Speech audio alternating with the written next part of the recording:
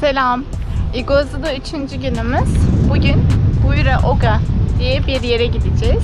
Hayvanların barındığı bir rehabilitasyon merkezi olduğunu öğrendik. Giriş yapıyoruz.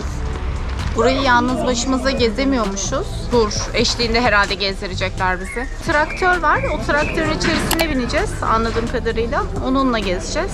Burası normalde bir hayvanat bahçesi değil. Burası rehabilitasyon merkezi ve hayvan barınağı. Vahşi yaşamda tutunamayan hayvanları buraya getiriyorlar. Normalde hayatta kalamayacak hayvanları buraya getiriyorlar. Hayata kazandırmaya çalışıyorlar. Tedavi ettikten sonra sağlıklarını iyileştiriyorlar. Yavrularını da doğaya salıyorlar. Bu traktörle götürecekler bizi.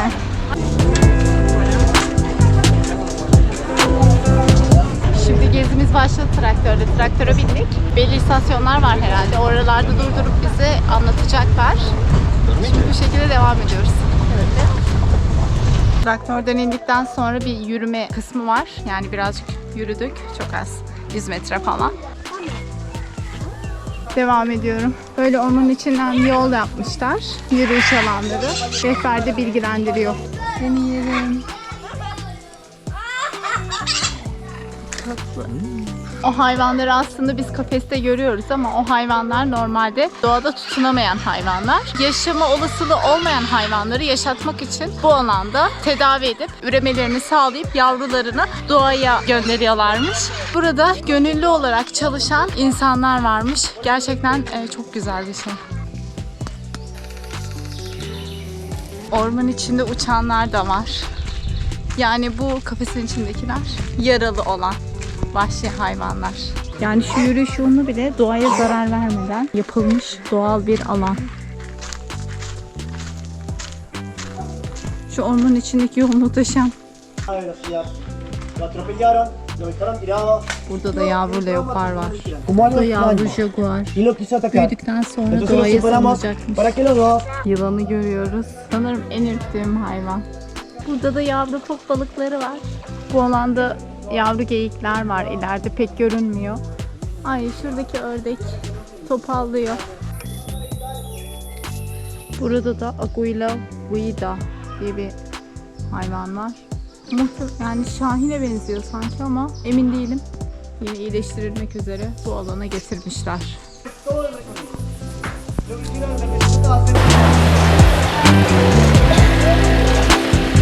Bueno chicos, una vez más, muchas gracias a todos por venir. Espero que les haya gustado el recorrido y que disfruten de la... Şimdi buranın çıkışına geldik. Yine aynı traktörle çıkışa getirdiler bizi. Buranın gezisi bitti. Başka yerler keşfetmeye devam ediyoruz.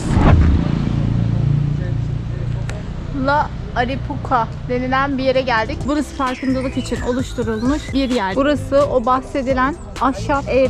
Şurada oturulacak restoranlar var. Onları bile ağaçlardan falan yapmışlar. Muhteşem görünüyor.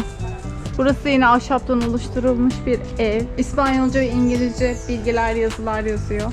Şunları falan hep ağaçtan yapmışlar, ahşaptan. Ve bunları yaparken hiçbir ağaca zarar verilmemiş. Yani bu ağaçlar zaten yıldırım düşmesinden falan zarar görmüş ağaçlardan yapılmış. Tamamen bir farkındalık projesi olarak tasarlanmış böyle bir alana. Hem turistik gezi yapılıyor, gezecek yer olmuş, hem de bir farkındalık projesi olmuş. O kadar büyük ki ağaçlar. Güzel bir proje olmuş. Bunları nasıl taşımışlar acaba? İnanılır gibi değil.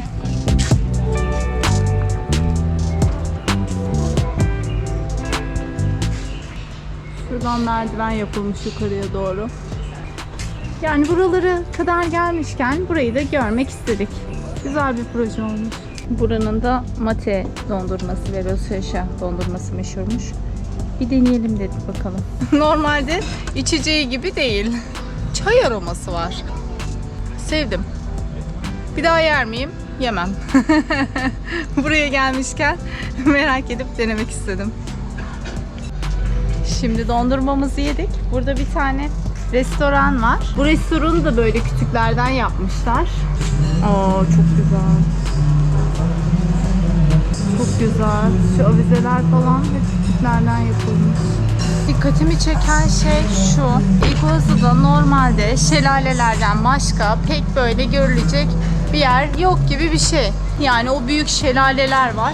Ama o kadar güzel gezilecek yerler yapıp düzenlemişler ki. Örneğin buraya o büyük ağaçlardan evler yapmışlar ve burayı ziyarete açık şekilde gezi alanı oluşturmuşlar. Çok güzel bir şey. Sonra gidebilir miyiz bilmiyorum ama bir tane şişe evi yapmışlar. Kalan böyle şişelerden falan geri dönüşüm amaçlı bir şişe evi yapmışlar. Orası da yine böyle gezilecekler arasında.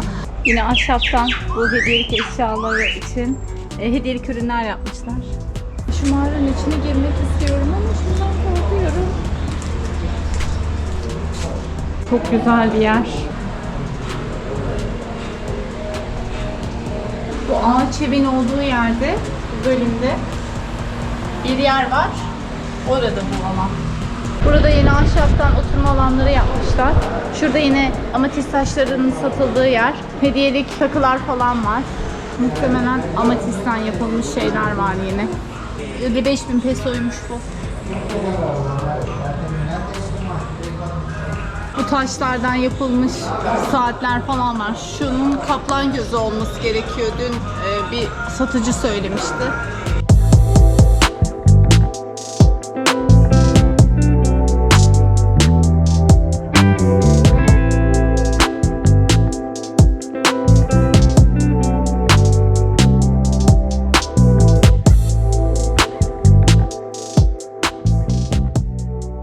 Buralarda çıktığı için bunlar böyle ekstra pahalı değil. Gerçekten çok uygun.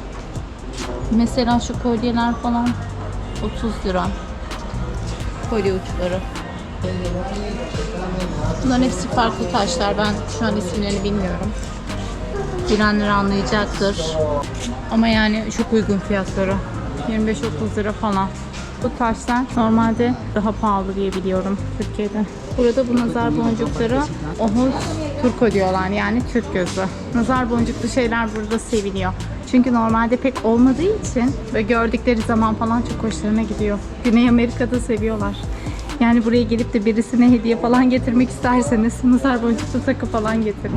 Şu anda burada bulunan bir şişe evine geldik. Burası kullanılmış şişelerden yapılmış bir ev. Farkındalık oluşturmak amacıyla yapılmış bir yer burası. Yaratıcılıkla birleşince böyle şeyler çıkmış ortaya. Bakalım nasıl bir yer. Bunları şişelerin arkasıyla yapmışlar. Bu şekilde bir yazı. Casa de Botecha. Şişe evi. Türkçesi. Basamakları bile pet şişelerden yapmışlar. Bu şekilde tekerleklerden masa yapmışlar.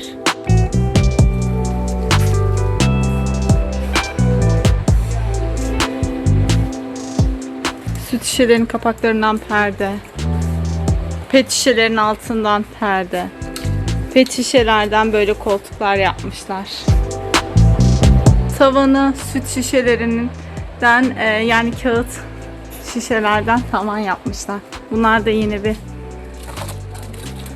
kapaklar. Bunlar da teneke kapaklar. Bunlardan perde yapmışlar. Bu şekilde abajur yapmışlar. Atık şişelerden yapılmış bir ev burası. Farkındalık oluşturmak adına. Yaratıcılıkla birleştirince de böyle şeyler çıkmış. Burayı müze gibi ziyarete açmışlar. Bunların hepsi şişelerden yapılmış. Plastiklerden yapılmış. Kalan şişelerden yapılmış. Örgüyle birleştirip kapaklardan böyle çantalar yapılmış.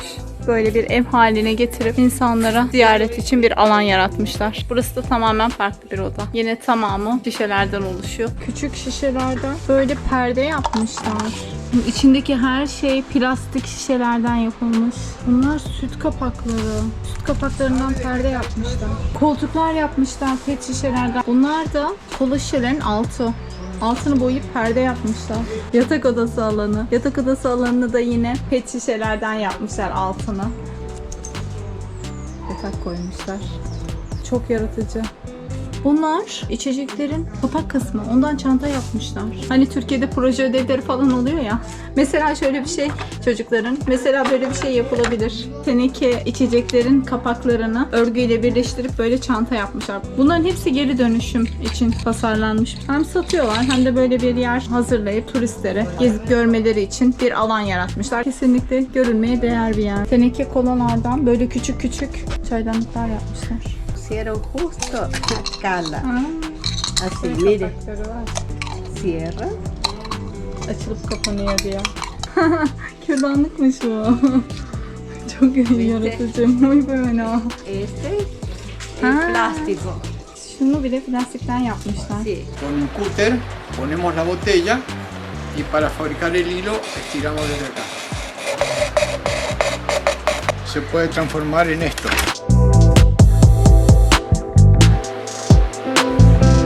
Vino con esto, tenemos Tetra Pak, alambre y el cemento con arena. Entonces esto queda totalmente revestido, ya no hay problema con el sol, no hay problema con el agua y se transforma en una solución para gente que no tiene recursos. Del otro lado de esto todavía no hicimos el revestimiento, pero es posible poner la instalación eléctrica y la instalación del agua, porque el espacio que hay entre botella y botella permite poner las cañerías con facilidad.